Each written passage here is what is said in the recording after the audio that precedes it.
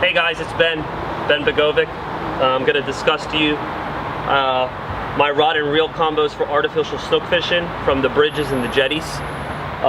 These are my two setups that I always have with me. One's a baitcaster, one's a spinner. I'm going to go over the tackle, what I like to fish, line-wise, rod-wise, length-wise, and reel-wise. So we're going to start off with the spinners.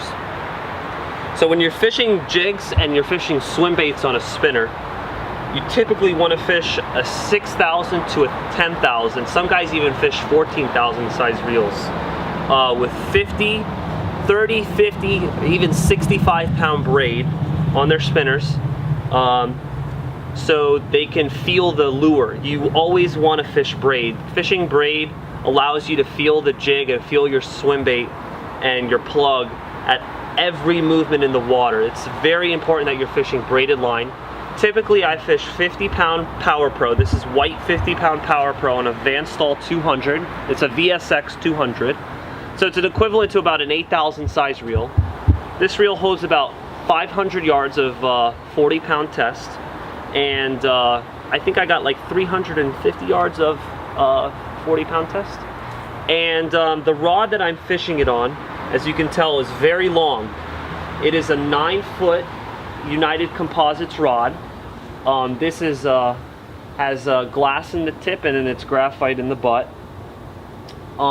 It's very long for a good reason. The reason being is when you're on the bridge and you're fighting a fish straight up and down and it's trying to go into the bridge with a short rod, you're going to be able to torque them. But the problem is if the beam from the bridge is a good distance away from you down, you're not going to be able to stick the rod to allow the line to not touch the concrete. The second the braid touches the concrete or rubs the wrong way, you're going to get frayed off and you're going to lose that fish that you just spent sometimes hours looking for and thousands of casts later. So make sure you're fishing a big rod. The guys in the inlets will tell you the longer the better so they can cast further. You want to cast as far as you can when you're fishing an inlet. Guys that are fishing jigs typically fish a 9-foot rod. I've seen up to 12-foot rods sometimes with big spinners.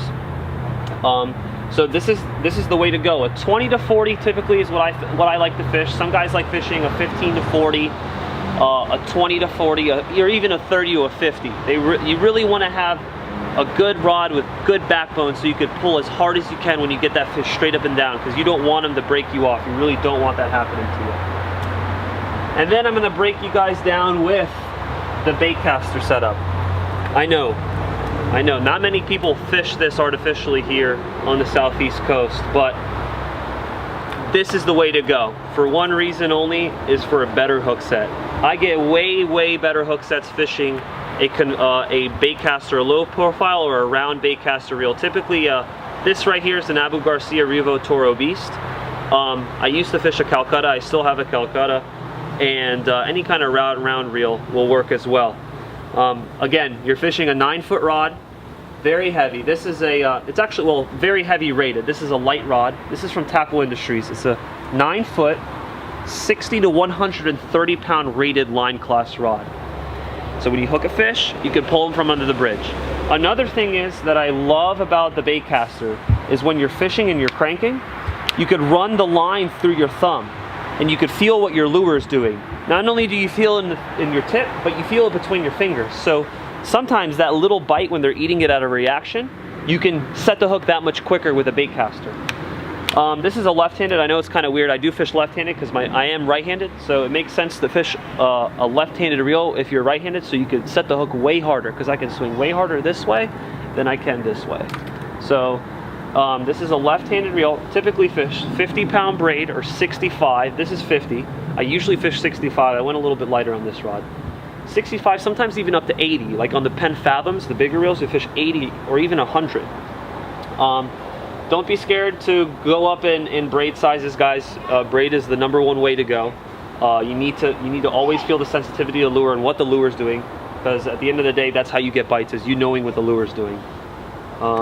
Usually fishing an 80 pound leader, 80 to 100 pound leader. If they're getting finicky, I'll go down to 60, and that's about it. So these are my two setups, guys, spinning wise and bait casting wise. Alright, if you guys have any questions or comments, make sure to comment below. Ben's going to answer any and all questions for you guys. I sure will. I'll answer them from my YouTube channel at Slayer Circuit. I'll get on there and answer any questions you guys have about either reels or reels that you fish or anything that you have questions about. Guys, that concludes this week's Tackle Tuesday, and if you guys did like the video, please make sure to give it a thumbs up. Leave a comment below. Let us know what you want to see next week. Once again, I want to thank Ben for doing the video and helping you guys out. You guys can find him at BenBigovic on Instagram, as well as subscribe to his YouTube channel. That's at Slayer Circuit.